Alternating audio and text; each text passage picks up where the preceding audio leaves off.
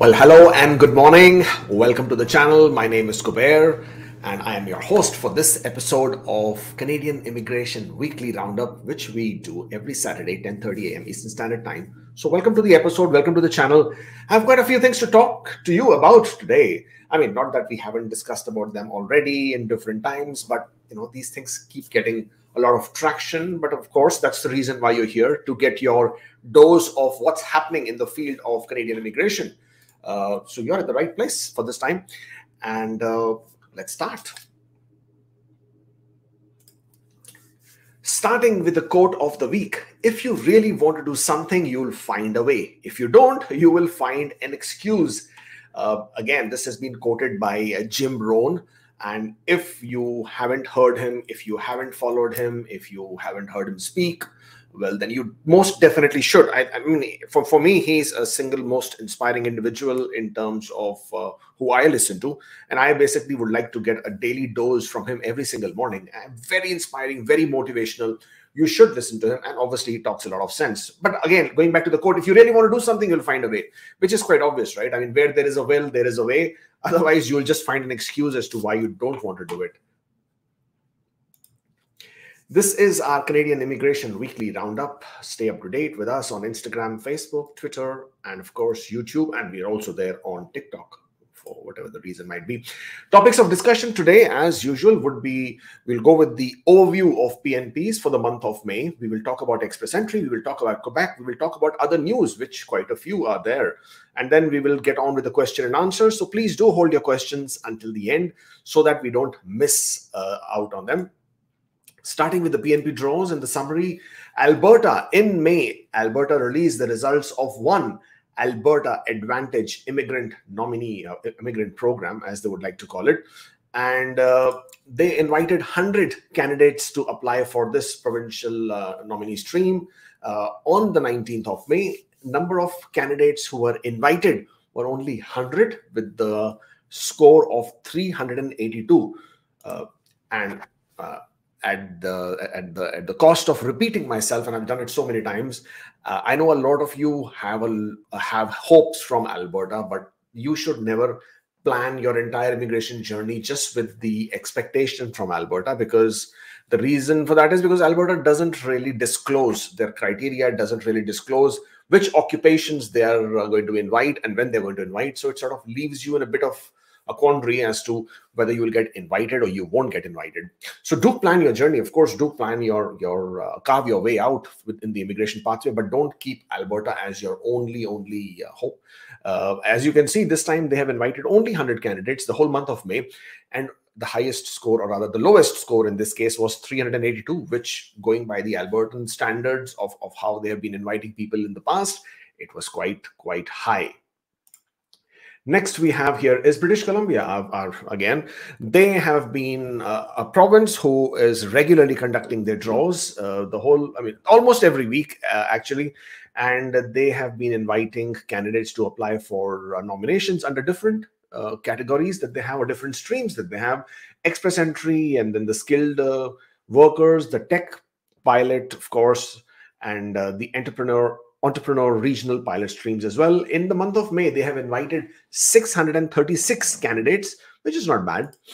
Manitoba, again, also is another province that invites people quite regularly. However, for Manitoba, or rather, in order for you to be eligible to Manitoba, you will need a connection to the province. In the month of May, they invited 315 candidates, of which only 48 were the candidates who had a valid Express Entry profile.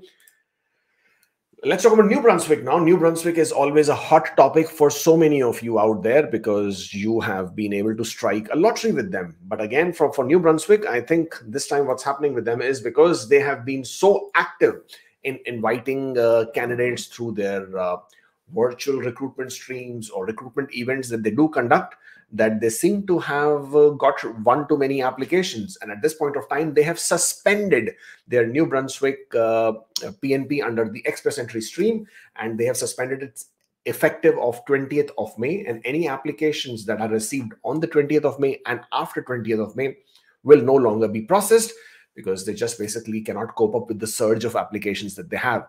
This will come as a whammy for a lot of people who are already in New Brunswick. Not only did they have some offer or they were contemplating an offer, but they also had a pathway which they were counting on. But at this point of time, the sad news is New Brunswick Express Entry stream has been put on a pause, and it will remain on pause for some time until they can bring their share of backlogs down. Prince Edward Islands, the draws are always scheduled ahead, and you would always know what their schedule is. You can always check their website to see a draw. They held a draw on the 20th of May and invited 137 candidates from the Labour Impact and Express Entry stream, and 16 were invited from the business entrepreneur stream. Saskatchewan released details of a draw that they held through its entrepreneur expression of interest stream on the 5th of May. Number of invitations were 54. Otherwise, Saskatchewan has been quite quiet. We haven't heard a lot from Saskatchewan over the last couple of months. On the 5th of May, they did invite 197 candidates, and a total of those invitations went to Express Entry stream and 91 to the occupation in demand. The score was quite high. I think it was in 80s in this particular draw. Ontario, obviously, now for people who do not know, Ontario had elections, and the elections were on the 2nd of June. And Doug Ford is the Premier of Ontario again for another 4 years. And one of the reasons why Ontario was holding back on announcing the draws, and a lot of their work was also sort of, Ontario PNP, OIMP, a lot of their staff were also reassigned to other electoral duties. And therefore, you were not hearing a lot from Ontario for the whole month of May. But they did conduct on the 4th of May, they did conduct a draw, and they issued 57 invitations. And this was from the employer job offer in demand skills category.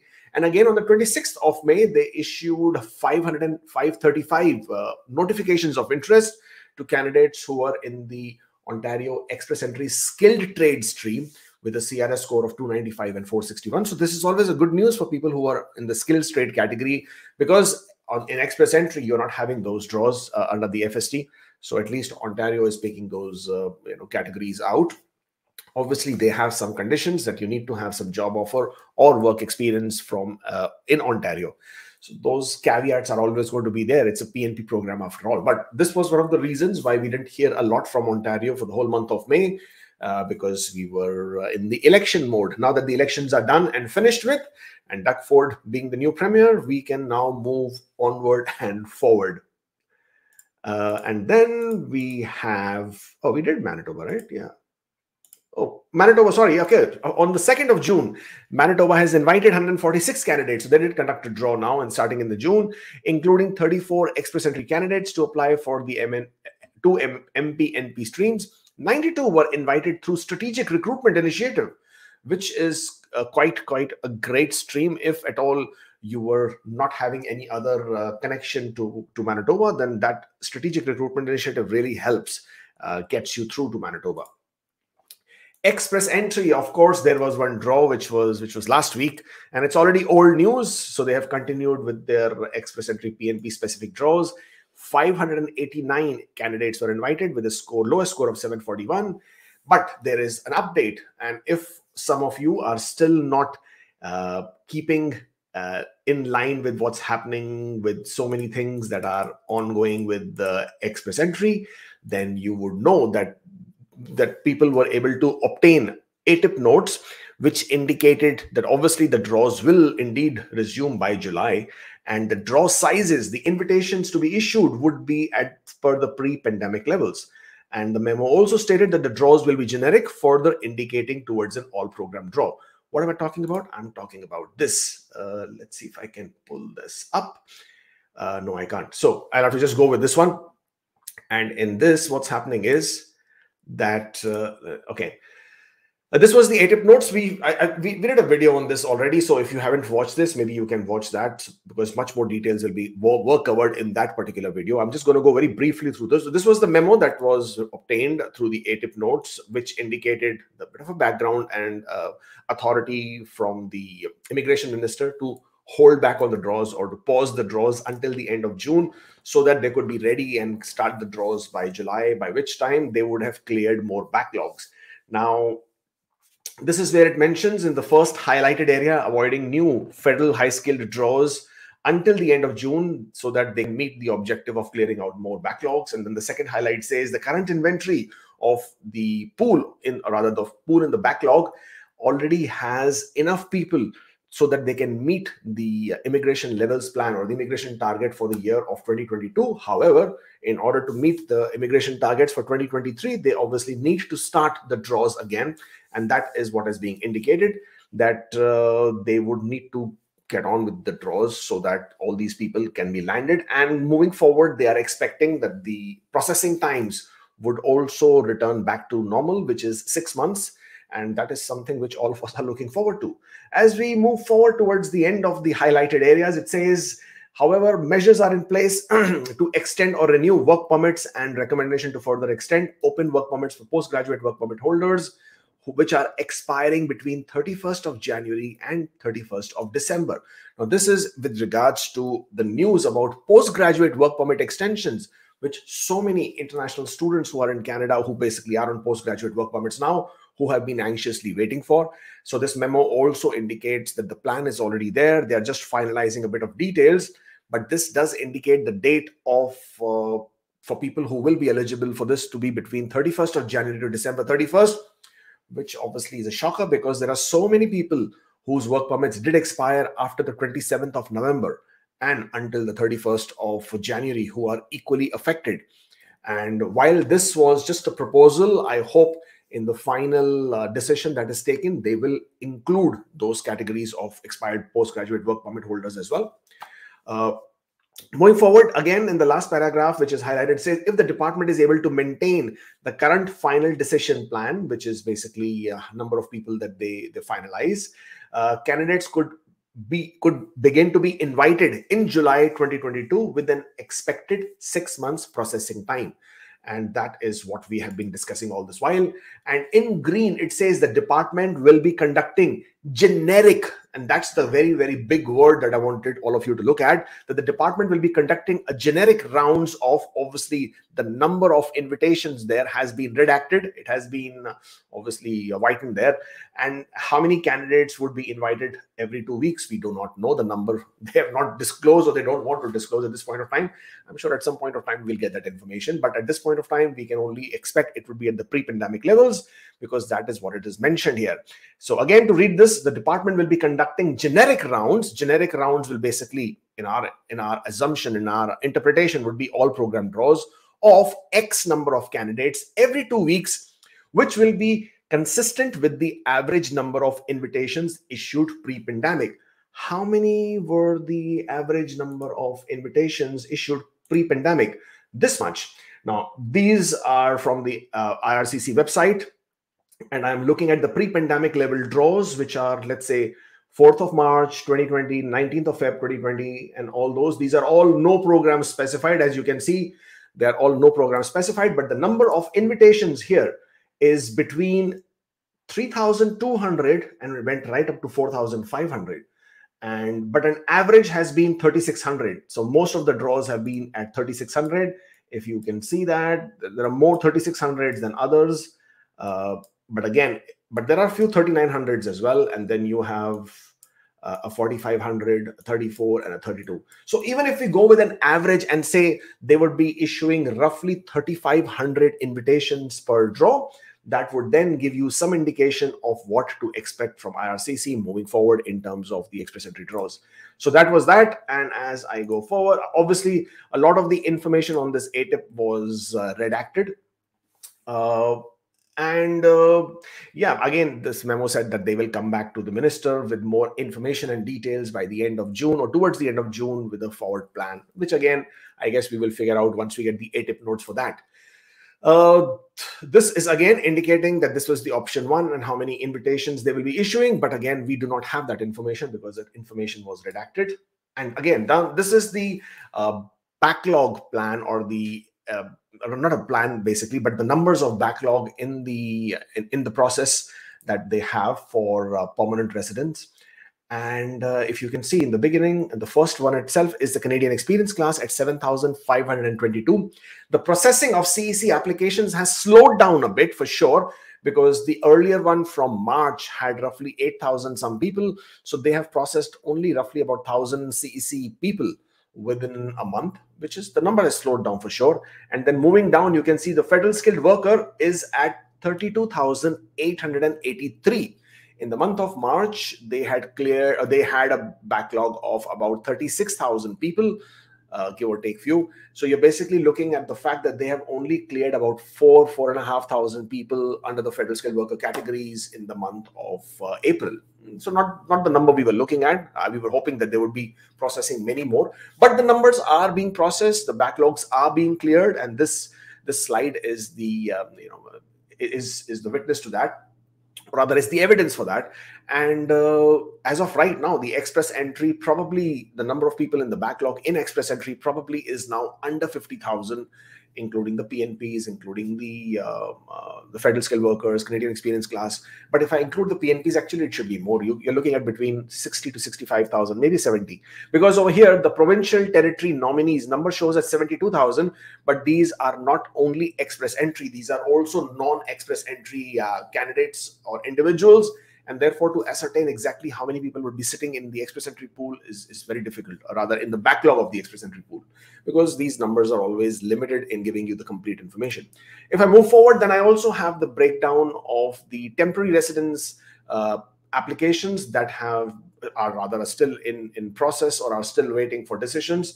1.2 million people are still waiting decisions for their TRV, temporary residence applications. These include study permits. These include study permit extensions, temporary residence visa, which is primarily your visit visas, at 621,000.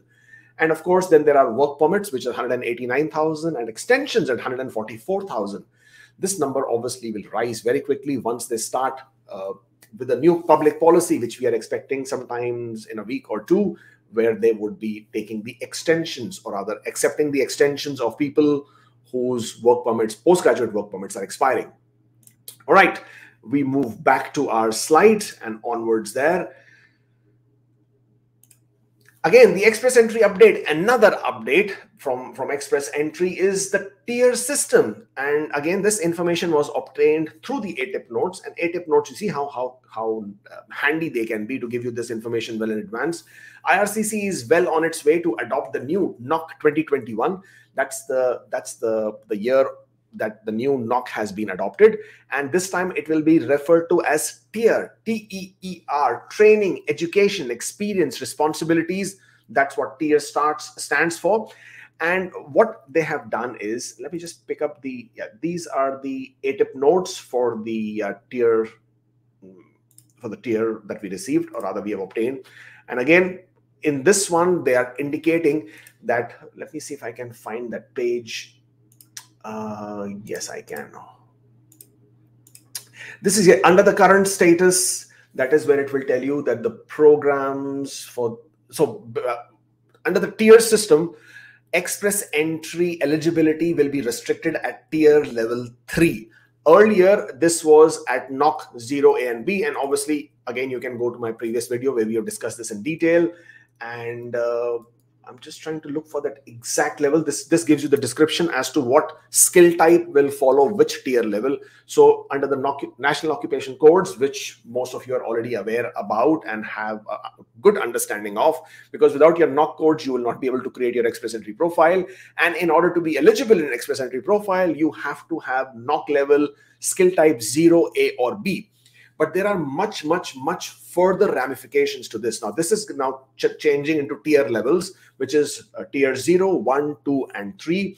And what this will do is, moving forward, and the first paragraph here on this slide says that at present, the programs managed under express entry are open to occupations that are categorized as skill levels B or above, which is NOC 0, A or B. With the implementation of NOC 2021, the program's eligibility will cut off and become tier 3, which basically means tier 0, 1, 2, and 3 would become eligible in express entry. And by doing this, what they have effectively done is that they have brought 16 different occupations which were earlier ineligible because they were NOC C or NOC D. But by all these changes and updates because of the tier level, they are now under tier 3. And based on that, these 16 occupations will now become eligible in express entry. But also, as a consequence of these changes, there are 3 occupation codes which are no longer eligible in express entry. So this is coming into effect by November this year. So this is what you need to be aware of, that by November of this year, these tier occupation codes will be implemented by IRCC. And then you, if you haven't changed your, I'm hoping that the system would automatically do it, the express entry system. But if it doesn't do it, then you will probably have to go back and identify a new knock code and then make the changes in the system at that point of time, if you haven't received an invitation already. But a much bigger and something much more bigger that people will need to be aware of, and what this will make an impact with, that these 16 occupations that were earlier ineligible, not only will they become eligible in express entry, there is a very high possibility that these individuals, because by the sheer factor that they are working in Canada in these occupations, they will also become eligible to bring their spouses on open work permit. Again, people who are in Canada who are on work permits, they understand that if you are in Canada on a work permit, for example, on a postgraduate work permit, for example, even on a closed work permit, if your occupation is under NOC 0A or B, then you are indeed eligible to apply for your spouse open work permits. With this new tier level 3 system implementation and these 16 occupations now becoming eligible, there is also extremely high possibilities that these 16 occupations, they would also then become eligible to bring their spouses to Canada on spouse open work permits. And this would come as a big relief to thousands and thousands of truck drivers and transport bus drivers, operators, heavy equipment operators, also dental assistants, also payroll administrators, also education assistants. All of these categories which will now become eligible. Well, the great news is not only the fact that you will be in express entry system eligible as well, but you might also become eligible to bring your spouses on an open work permit. That, I think, is incredible from this update. Moving forward, we had an ARIMA draw from Quebec on the 5th of May. MyFi, Ministry of, I forget the French version of that, but MyFi invited 30 candidates to apply for permanent selection under the Quebec Skilled Worker Program. But these candidates needed to have a job offer outside the Montreal metropolitan area. In other news, of course, we also have lots of other news. As I said, we have a lot of things to talk about today. Guided by its immigration levels plan of 2022 to 2024, the Canadian government is currently pursuing the goal of landing 432 new permanent residents. Of course, we know that, but Canada is now looking to welcome nearly 500,000 people, newcomers who will be coming to Canada. And these newcomers does not necessarily have to be only your permanent residents, but these numbers could also very largely be contributed by international students, visitors, and international workers. Now, what has happened in Q1, first quarter of this year, Canada had roughly they did land 114,000 people who became permanent residents. And at the same time, we had about 90,000 international students who came to Canada. We also had about 28,000 foreign workers who came to Canada. So not a very big number, but moving forward, as you're going into the summers now, the number of people who are expected to be landed as permanent residents, you are looking at roughly another 130,000 probably. That's the number we are looking at. In the recent conference that we had of immigration consultants, Sean Fraser came out and said that to date, they have already landed 173,000 people in this year, which is a good number because they're moving towards a very ambitious target of 432,000 permanent residents for this year. So this was a big number. But more importantly, what they are also looking forward to with the fact of that now in-person classes have started, no more virtual classes, etc. More and more international students will now be making their way home, rather, if you want to call that now, for Canada. And they will be coming to Canada to complete their studies or start their studies, because the fall intake, the September intake for studies in international students in Canada is considered to be the most busiest of all intakes. And they're looking at nearly between 250,000 to 300,000 international students will be arriving in the summer to start their studies in the fall. So that's a big number coming in. So it would give a huge boost to the economy as well. a lot of people who were earlier affected because international students went missing over the last 2 years because of the COVID pandemic. And there is also a huge target or expectation that nearly 100,000 work permits for foreign workers will be issued towards the third quarter. So third quarter will start probably next month. And out of these 100,000 work permits, obviously a large portion of them will go towards the international mobility program. So your postgraduate work permits, your LMIA exempt work permits, but also there is a large number of Ukrainians who are coming under the CUTE work permit eligibility. Those will be issued. And you will also obviously have your temporary foreign worker program, people who are able to get your LMIAs. So roughly 100,000 work permits are expected to be issued in third quarter. So making a total of about 500,000 people expected to come to Canada in the summers. Big number there. All right. And overall job vacancies have reached an all-time high. The statistics have indicated that the Canadian employers are actively looking to fill up more than 1 million vacant positions at the beginning of March 2022. It's a record high. And this number increased by 22.6%.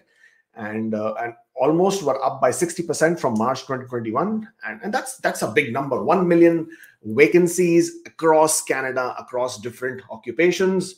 This is a very big number, and this is also indicative of the labor shortages that most of the employers are facing now that business is coming back to usual. C19. Now, this is another subject that it's like right on top of so many people's mind. What is C19? So Bill C19 was tabled in the month of April, okay, because this is part of the financial budget changes that were proposed in 2020, 2021, and 2022 now, and in the recent budget as well, whereby the proposal indicated that the Minister of Immigration should have more authority when choosing who to invite in express entry system. As of right now, we all know that there are 3 programs in express entry system: your Canadian Experience Class, the Federal Skilled Workers, and Federal Skilled Trade categories. Only 3 categories of people, or 3 programs in express entry system. There are no other categories. So if the immigration minister wanted to sort of identify only specific profiles and invite them, there was no system or allowance in the law or IRPA, Immigration Refugee Protection Act, or Immigration Refugee Protection Regulations, for him to be able to do that. So there was a proposal which was tabled. And now on the 28th of April, they have finally tabled a bill, which is also termed as Bill C19, which is proposing changes to lots of different sections of different laws as proposed in the federal finance budget. And of this big bill, Bill C19, there is a small portion which is covering the immigration. And in that, they are proposing that the changes be made to IRPA, which is Immigration Refugee Protection Act, to allow the immigration minister to make categories within the express entry pool so that they can then choose the people of those categories and their rank. So based on the CRS score of those categories or those people in those categories, and invite them only for that particular draw.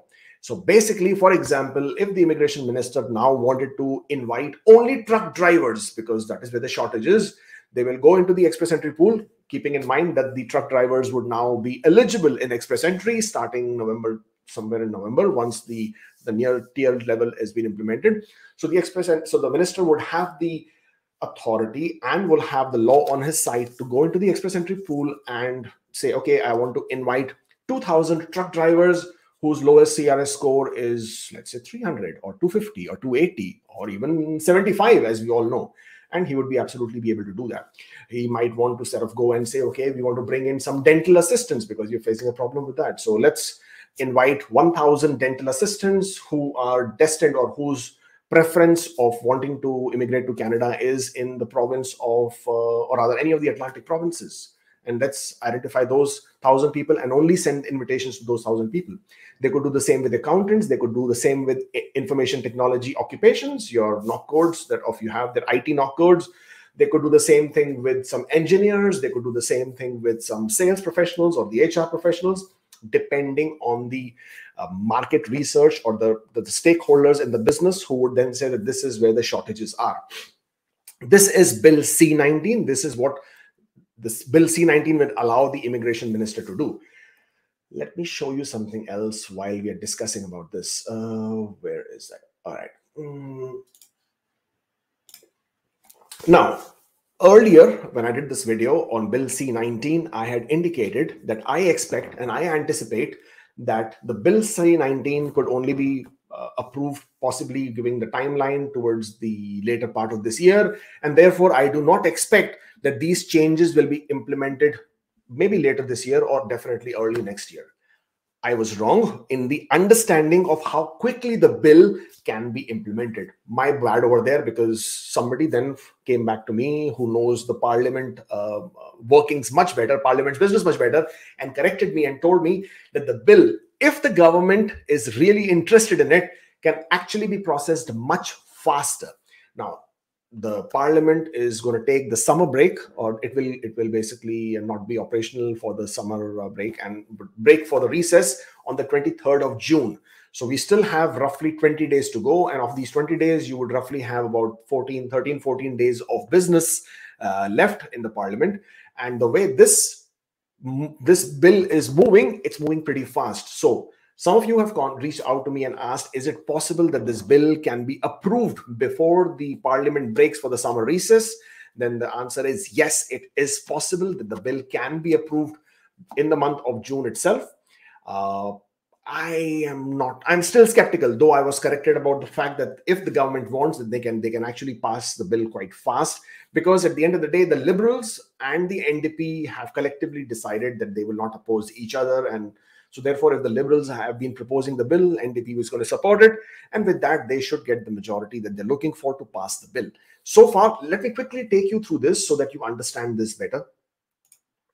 So this is the website of the House of Commons, which basically gives you more information about the Bill C-19. You can read all about it if you were to go to the website. Don't worry about the link. It is in the description box for you to read.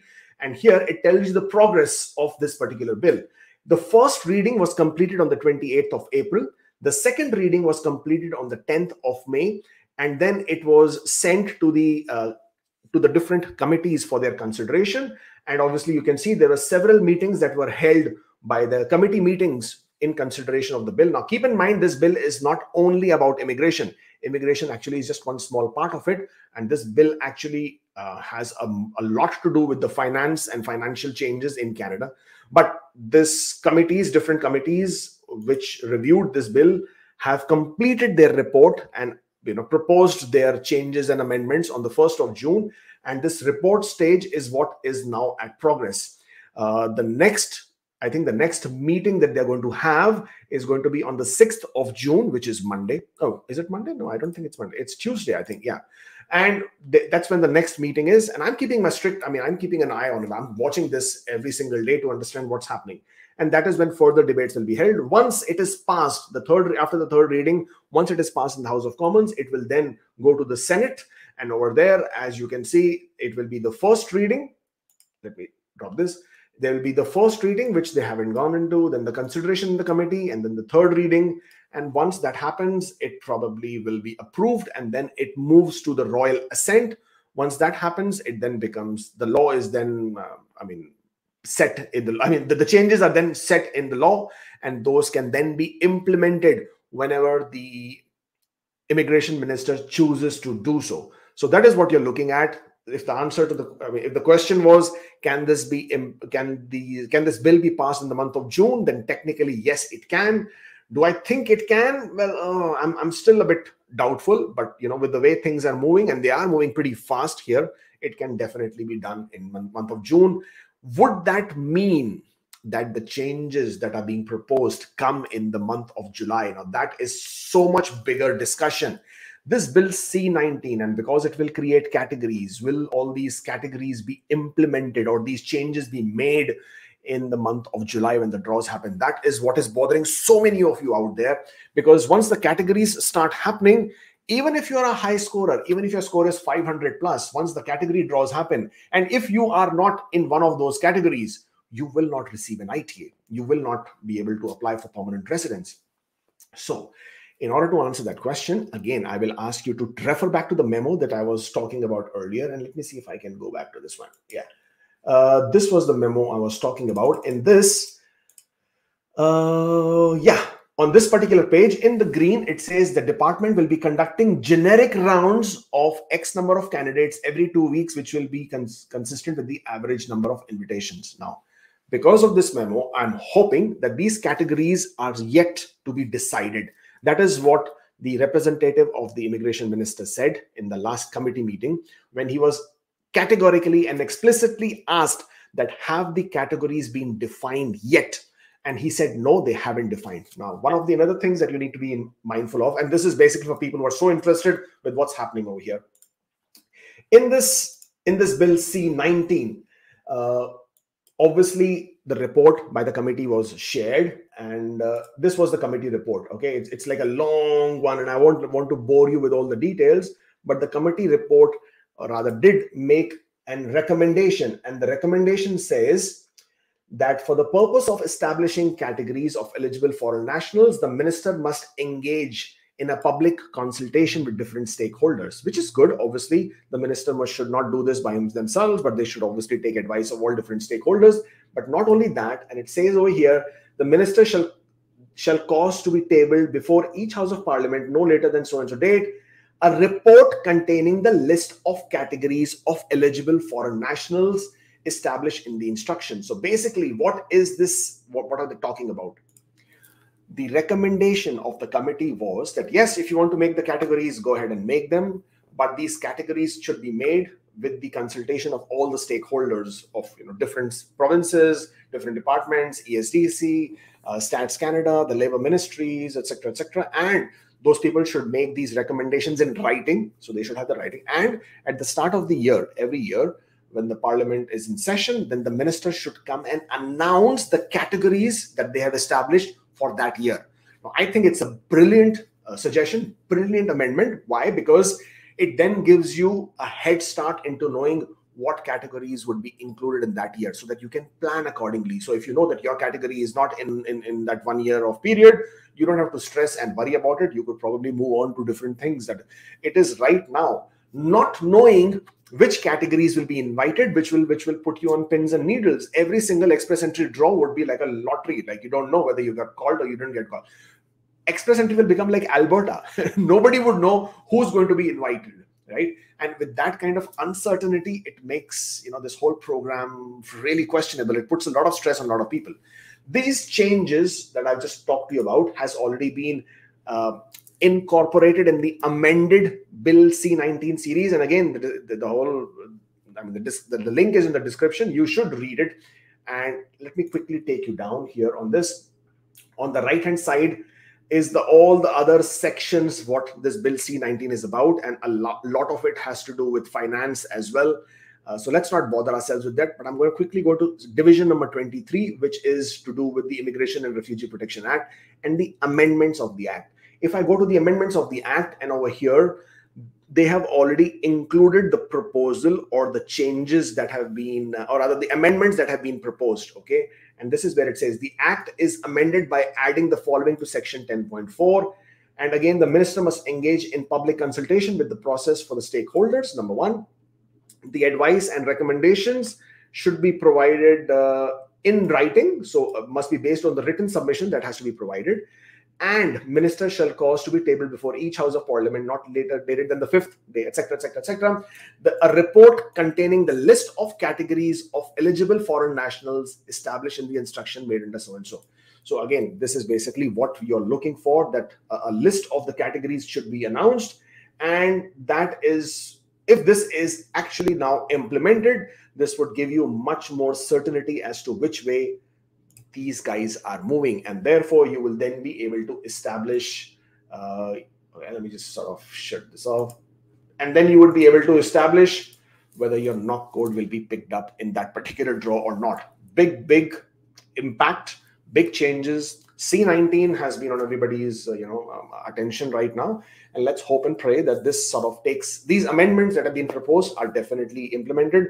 Otherwise, you and I, we will all be speculating, and we will definitely not know who is going to be called next. All right, moving on. That's it. Basically, there's nothing on there. Connect with us on social media platforms: Instagram, Facebook, Twitter, YouTube, and of course TikTok. And if you're still here, then please don't forget to smash the like button so that we can get, or rather give us a Hulk smash, so that we can get this video to more and more people out there who can then also get the same information you have gotten today. And let's move, because everything that I wanted to talk to you today was already part of the slides. So I have nothing additional to say because it's already gone on for too long. And we can now move on to your questions and then see what is boiling in there.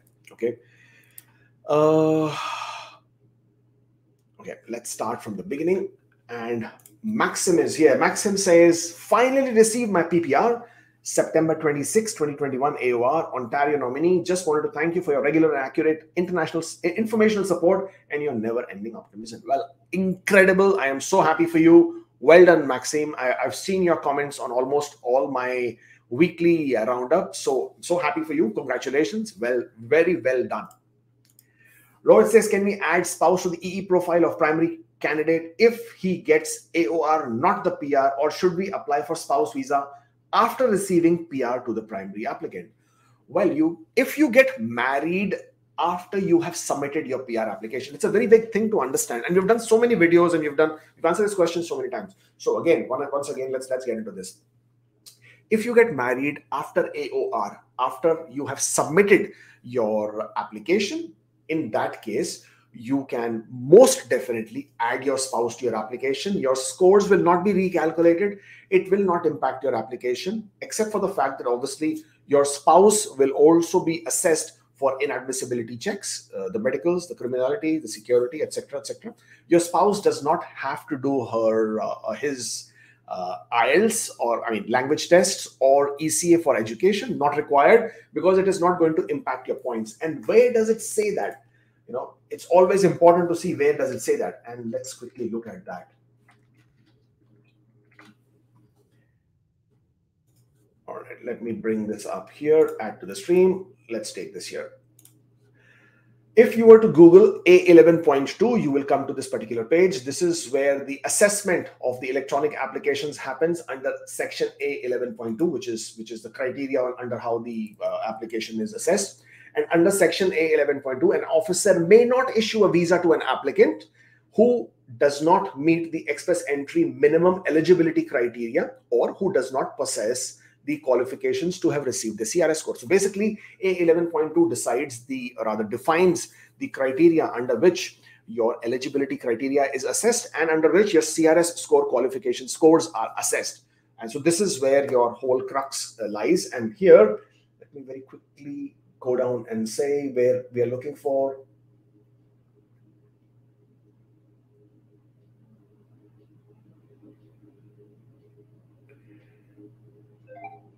As I move below, and there it is. Changes in circumstances declared after EAPR has submitted. This is what I'm talking about. If there are changes in circumstances and they're declared after EAPR, then if an applicant marries after their EAPR is electronic application for permanent residence, then informs IRCC of the marriage cannot be taken into account as part of the A11.2 assessment. The change in circumstances may affect whether the applicant still meets the program requirements. Okay. Now, again, as you go down and you read the changes to family composition, all family members may be examined. Okay, examined for medical inadmissibility, criminal inadmissibility, etc. And that is what needs to be done. But the fact that you got married, that marriage by itself is not going to impact your assessment of the application. Therefore, by all means, if you get married after your submission of the application, after your AOR, do inform IRCC and it will not impact your PR application. Versus you becoming a PR, you come to Canada, you land in Canada, you become a PR, and then you get married. After that, you will have to sponsor your spouse. And when you sponsor your spouse, the processing times could take up to 1.5 years, depending on how your application is being processed. And yeah, that's just about it. That's the difference. Versus if your application is still in the progress, or if it's still being processed, you add your spouse comes with you to Canada, both of you land in Canada as a permanent resident. Now, while I'm saying all this, please take note and please be aware that if there are changes in your family composition, you have to inform IRCC. It's not optional. It's not like something like, I've gotten married, but I don't want to inform IRCC. I will land in Canada. I will bring my wife later or my husband later. It's not your choice. If you have a baby, you cannot say, I'm going to leave my baby with my parents now. I will go to Canada, do my soft landing, come back, and then take my baby, or then add my baby to my application. Don't do that. That would land you into a lot of trouble, because in this case, the family member has not been assessed for inadmissibilities, which also affect your inadmissibility. Therefore, because your inadmissibilities have not been assessed, therefore this individual, this family member cannot be considered a member of your family class, and therefore you will not be able to sponsor them. Not only that, it can also be considered that you have committed misrepresentation by not disclosing your family member, and that could also land you into some serious trouble. So it's not optional. If you get married before you land in Canada as a permanent resident, you have to inform IRCC. It's not optional. Okay. Thabi says, added by spouse, yet to get biometrics. Any of your clients, someone you know has got a PPR in similar situation, yet her bill number is on the GCM as well. If the bill number is there, it will get updated. Sometimes what you see on the GC key is not always reflected correctly.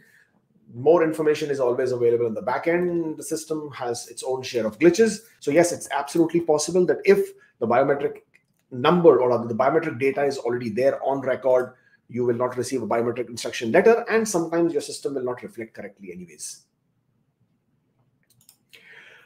Is there any hope for federal skilled worker having CRS 478? Well, if they conduct the draws regularly in a generic manner, as we have discussed, then I think 478 has a good chance. Please do watch my earlier video that I've done about draws and trends. We have discussed this much in details there. I, working with a bank, applied for visit visa, but did not get any update. Already gave biometric last year. Well, you have only applied 20 days back. Don't expect a result so soon. Go to the CIC website, check the processing timings. I think at this point of time, they are well into 3 or 4 months of processing timing. So yeah, it can take some time. Hi, Kubeir. Thank you so much for guiding me through last year and a half. I have received my PPR yesterday. Now my waiting period has ended. Thank you for being part of it, Kubeir. Well, congratulations. I mean, I'm so happy. This is not the second one that we're talking about in terms of PPR. So we all know that backlogs are being cleared, and I'm incredibly happy for you. Congratulations. Job very well done. Bhavna says, SDS applicant submitted by biometrics 1 month back, medicals 2 months back, no update on GC key except biometric enrollment number. Raised web form, should I call IRCC as well? Well, calling IRCC is not going to get your application expedited, or if it does not get your application processed. Unfortunately, there is nothing anybody can do in order to get their application processed.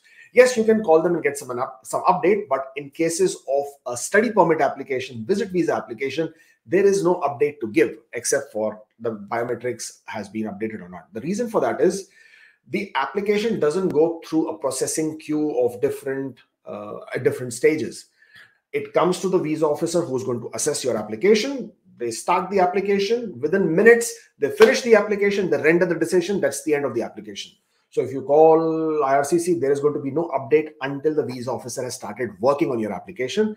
And once they start, they're going to be done like this within a matter of minutes.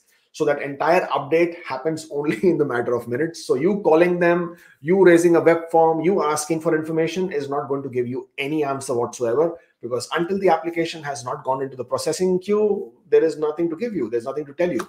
So as frustrating as it is where we are right now. There are 1.2 million temporary residence applications or other people in the backlog, and you could very well be one of those 130 or 40,000 people under the study permit backlog. So until your application comes up for processing, there is nothing to do but to just wait and wait for it to be processed. For FSW, what are the required documents for the spouse accompanying? Well, what you should do is check this link, askkubeir.com/post-ita. You would need, again, if you have claimed points for your spouse's Education, eligibility points, don't forget for your spouse's IELTS or CELPIP or French language scores, you do get 5 points for eligibility. All right. And a lot of people think that once I've got my ITA, my CRS score is high enough, I don't need my spouse's IELTS. They usually at times fail to acknowledge that. They remove the requirement of the IELTS from your section. Don't do that. First, check your eligibility. Make sure that your spouse's points that are added to the eligibility no longer make a difference if you remove your spouse's IELTS. So that's something to be aware of as well. So for your documents that you need for your spouse, you will need your spouse's education documents, ECA, IELTS, if at all you're claiming points for those, passport, medicals, police clearance. That's just about it. If your spouse has Canadian work experience, then the Canadian work experience documents. If your spouse does not have Canadian work experience, then you do not get any points for it. Therefore, you may choose to provide whatever documents you wish to for the purpose of your spouse's work experience. It's not going to have any difference whatsoever because there are no points for it. So this is what you would need to do. Let's get rid of this. Okay, I've lost the questions because of the feed running too fast. Let me find it if I can again. Okay.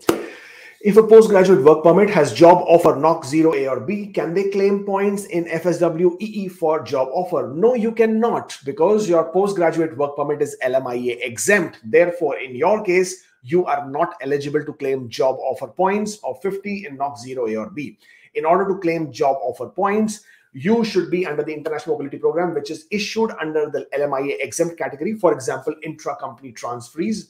And these people, after they have completed 1 year in their job, they will be eligible to claim 50 points for the job offer. Otherwise, alternatively, you will need to have an LMIA. Your job offer has to be approved with an LMIA or rather accompanied with an LMIA, and then you will be able to claim 50 points. Another caveat there is that your job offer must include a very specific clause which states that your job offer is valid for 1 year after you become PR. In the absence of this clause or this document, your job offer may be considered as invalid and you may not be given those 50 valuable points. Win says, should we apply a study permit for a 6-year-old child to go to school or visitor record should work? If you are applying for spouse open work permit, you have an accompanying child, the child at the age of 6 or more, you should apply for a study permit.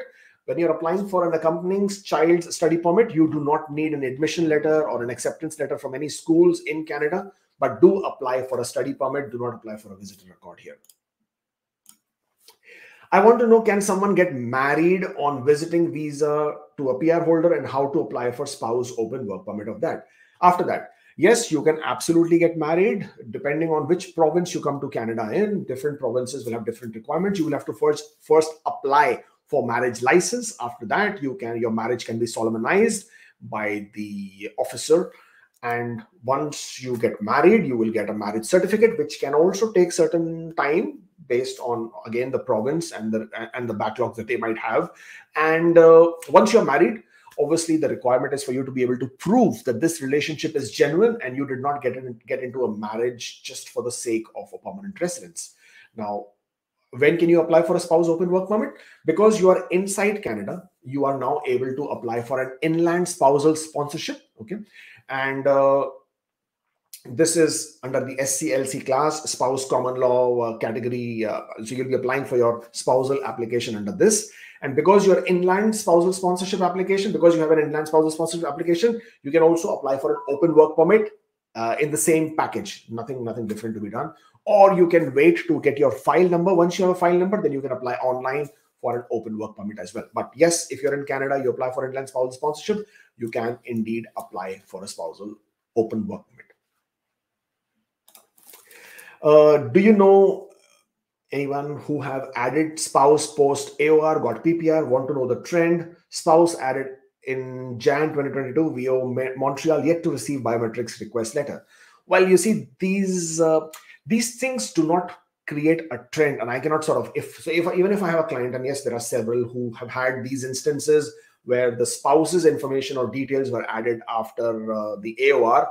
Some have gotten processed in a month's time, some have taken 8 months, some have taken, in some cases, very weird cases, even a year, and the process hasn't been completed. So there is no way to establish a data trend based on somebody else's application. Each application is processed differently because there could be other underlying things in an application which could be holding back the processing. So call IRCC if you have to, order for the GCMS notes to understand where your application is stuck. But yes, it happens. On an average, it can take 4 to 6 months, which would be quite normal. But there is no way to give you a data point or a data trend to say, okay, this is how much time it will take after you add your spouse to the application. Will the newly submitted applications be treated within 6 months? Well, that is the claim that IRCC is making through the internal memo. And also Sean Fraser has come out and said that they are looking to get back to the standard processing times by the end of this calendar year. So I'm hoping that, yes, they should be looking to process the new applications that will go in Express Entry within 6 months standard processing time.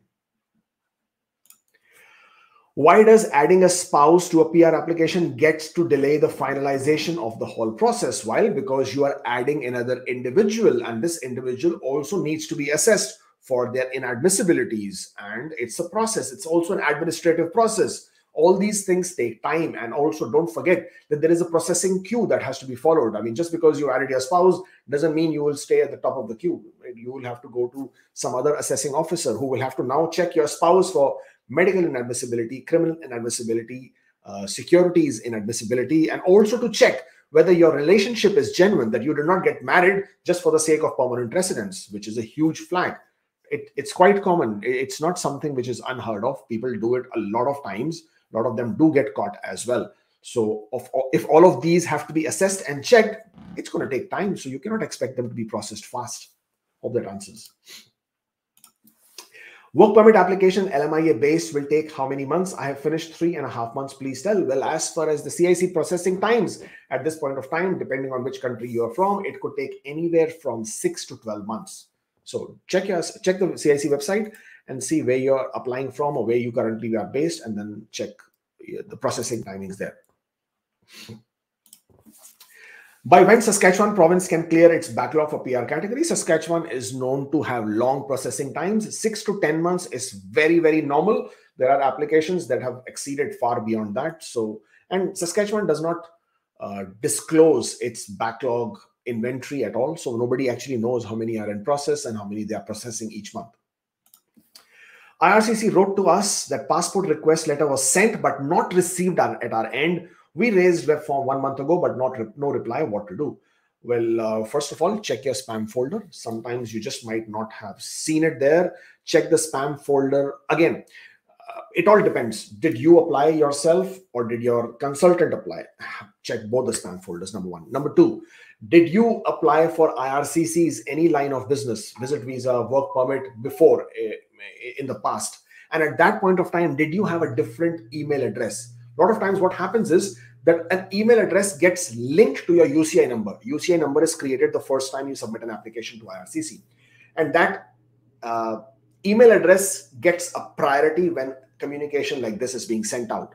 So if you are an individual who has earlier applied to IRCC, visit visa, work permit, etc., and you had a different email address, and make sure you check that email address as well. Well, if none of this applies to you and you genuinely did not get your passport request letter, then raise another web form and also send an email to the respective visa office. You can find the email addresses on the IRCC website, and request them to send you the passport request through your portal and not through the email, telling them that there is a problem, you receiving the email, you haven't received it. So you would request them to send the request for the passport through the portal, and that way you will get it in your account. Okay. Any hope for human capital tech draw this week? Well, fingers are crossed. I can't tell you if they will happen this week or not, but anything can happen whenever Ontario wants it to happen. Documents, we did that. I'm in Canada on a postgraduate work permit, working from home for an American company, registered in Canada. What address to use in EE? Proof, work history, my home address, company US address, or their Canadian registration address? Well, the requirement is that you are working for a Canadian employer. Okay. The fact that your employer is actually not a Canadian company will raise a flag, number one. But you're being paid in Canada working for a payroll processing company. So you will have to list their address and you will have to explain what exactly is happening over here. You can obviously not list the American address, and you can obviously not list your home address. You will have to list the address of your payroll processing company. because you are an employee of that company. I have received AOR twice for paper-based application. What could be the reason behind it? First AOR in Feb, second in April. Well, I'm only assuming there could be some technical glitch, which they may have sent out. May have sent it out twice. It could also be that when they were updating your information in the system, they had to add, they for us skipped something, they had to add that as well. That auto-generated another AOR for you. In either case, in both cases, basically, it's a good thing that, at least you have an AOR now. New Brunswick upfront medical still haven't received anything from IRCC. When do I expect biometrics? How long do you think? Well, I can't tell you, to be very honest, how long you will take to get to, how long will it take to get what in this process? These are different processing timelines that are followed. If it's a non-express entry application, you will have to wait for your AOR, and from there on, once the processing is complete, IRCC will send you the biometrics request and the medical request. If you are an express entry candidate, then at this point of time, it's taking between 2 to 3 months for the biometrics instruction letter and the medicals update to happen. So around that time. Can you comment on CIC website about Bill C-19 becoming a law by June? I think we discussed this in detail, haven't we? Have received AOR twice. We did this. Okay, same questions coming through. I'm going to skip all of this. Has New Brunswick launched a new link for applicants to submit interest along with resume and the video? Yes, they have. It's on their website under the new recruitment event. However, they are not accepting any applications in the express entries. So I won't be surprised if nothing much happens from their side at this point of time.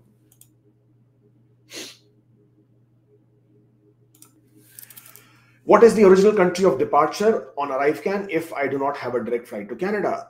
The original country, in this case, you can mention from wherever you are departing. It won't really make much of a difference because that's what they want to see. Where are you actually arriving from? Okay, same questions here as well. Paper-based applications, not received any response. Could you tell me normally how long it will take? Well, paper-based application can take approximately 8 to 12 months for AOR. So that's at this point of time what we are looking at.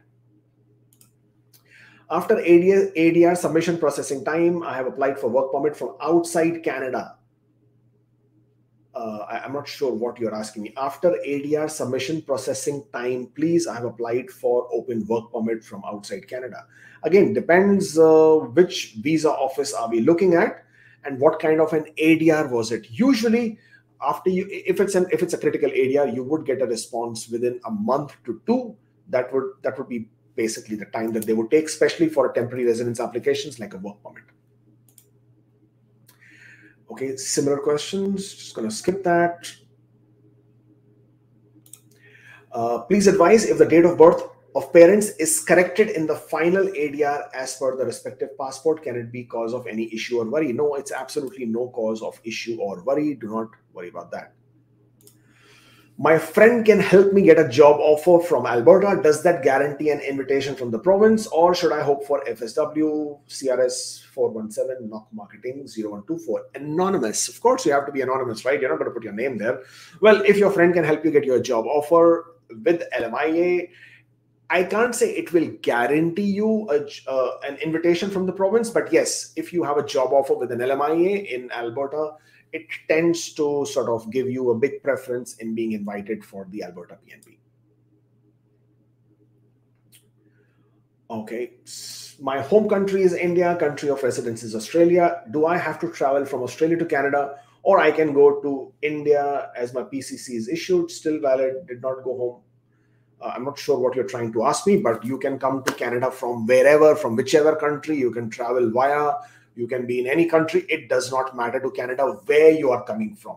Once you have submitted your application, you don't need to give any PCCs. No changes are required unless and until IRCC specifically asks for it. So you can come to Canada from wherever. You come from US, come from your own country, come from Australia, come from New Zealand, come from Siberia, come from Greenland. It doesn't matter. Come from wherever as long as you're coming to Canada.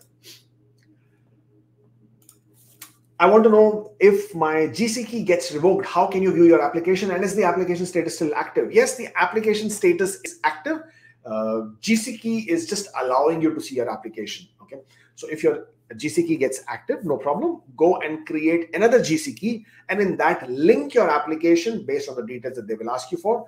And once you have completed all that information and you have linked your application, the application from the old GC key, which is revoked, will be ported into your new GC key. So no problem with that. My EE profile was created in February. I updated my knock code in May because I matched better with the new knock code. Will it affect my tiebreaker rule? Your date of creation of your express entry profile will remain as it is. To make changes, you can make any number of changes. You can make 10 changes every single day if you have to, if you wish to. That does not change the date the profile was created. So your tiebreaker rule will apply on the day you created your profile, not you making any changes. You can make as many changes as you want. No problem with it. It will not change your date of creation. Okay, I'm seeing lots of same questions. I'm going to skip them because I don't know. Okay.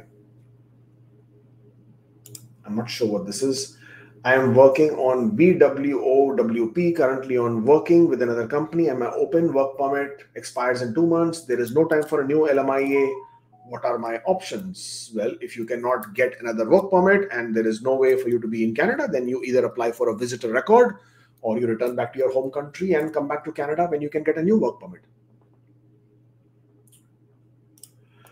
Umang Sharma, is it possible to get knock 00 if the company that got you ICT is only 1 year old in Canadian operations? I mean, a startup. Well, yes, of course, it is 100% possible. There is no problem with that at all. I mean, we just got somebody a 00 knock very, very recently. And yeah, there is no problem at all. You can, again, there are so many circumstances around an ICT work permit, right? I mean, you have to be able to establish the whole purpose that you are a 00 and you're coming to this employer in Canada. What is your role and how are you going to contribute? And do you have any specialized knowledge, or are you do you possess any proprietary skills as well? So there are so many things that you will need to establish. But yes, to answer your question, it's absolutely possible. There's no problem with that. Okay, I'm getting lots of similar questions, so I'm going to skip most of them, and I'm just scrolling down to come to the last. It says, please answer my question. I'm sorry, I don't see your question. If I will certainly take a look at it, but no, don't see that. A lot of people talking about entering Canada on a visit visa, converting to work permit under IMP. How true and possible is that? Well, those people who are talking, they are only talking because they don't understand what it takes. IMP is a huge, huge umbrella under which there are so many different programs. IMP stands for International Mobility Program. The postgraduate work permits that are being issued to the international students in Canada also comes under IMP. The spouses open work permit also comes under IMP. The intra-company transfers also comes under IMP. The CUSMAs and the NAFTA agreements, those also come under IMP. The working holiday applicants, those also come under IMP. There are so many LMIA exempt categories, those also come under IMP. So IMP is a huge umbrella.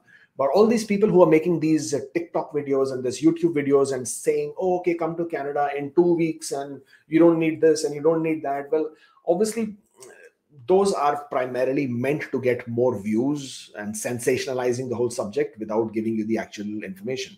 In most cases, you may not be eligible for an LMIA exempt work permit. Okay, it's not easy to get. If it was, trust me, everybody would be here. Then why even wait for a work permit at all? I mean, it doesn't make sense, right? So nobody will give you that understanding of why it doesn't work. There are only certain categories under which you can be LMIA exempt. Otherwise, you definitely need to get a work permit with the LMIA. Even if you come to Canada on a visit visa, you will realize you're not an LMIA exempt and you will have to go and find an employer who's willing to give you an LMIA. There are only 3 conditions under which an employer will give you an LMIA. First one is that you have exceptional skills. You have qualities that the employer is badly looking for and they can't find. So they will go through the whole pain of giving you an LMIA. Second is, whether we like it or not, that they are within your network of influence. So friend's friend, relative's friend, friend's relative, relative's relative kind of a thing, where they might be able to do a favor for you and be able to hire you, employ you, and give you an LMIA. Third one is the worst one. It's illegal. It's also the underbelly of immigration in Canada, and that is buying and selling of LMIAs. You may be able to find somebody who will sell you the LMIA, and you will be able to, get that LMIA and get your work permit at the border. And that is what converting is called. Converting, it's not an automatic conversion. You still need to go to the border and apply for it. Every day, hundreds and thousands of people apply for work permits at the border.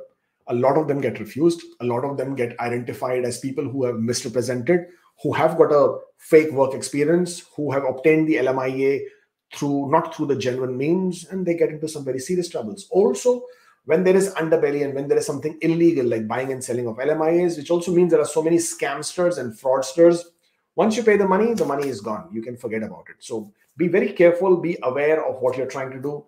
Otherwise, you can land up into some very serious issues. Not only will you get a 5-year ban for misrepresentation, you will lose your money, and you would have also basically been involved in illegal activity. So be aware of what this IMP is all about. Read up. There is a lot of information on IRCC website.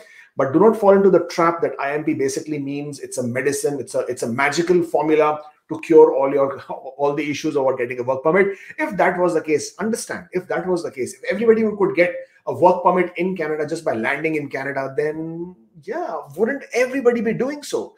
Wouldn't all these people who are buying and selling LMIs, wouldn't they be out of business? Why would they be charging such a big amount? Why would you need to go in front of an employer and request them for an LMIA if you didn't need it? Think about it, right? So when you see these videos and when you look at all these people, first of all, they have limited understanding of what they're talking about. They're just reading a script from somebody else's website who have said that you can get an LMIA under IMP. Oh, sorry, you can get a work permit under IMP. But know the subject, understand it. There is a lot of information on IRCC website, and it will tell you under which categories or under which conditions are you going to be able to apply for a work permit, and you could be an LMIA exempt in that category. Okay, I'm going to take a last couple of questions and then move. How can I apply university for my son? Well, you identify a program of choice for your son, the college or the province. Once you've done that, you will, based on your son's academic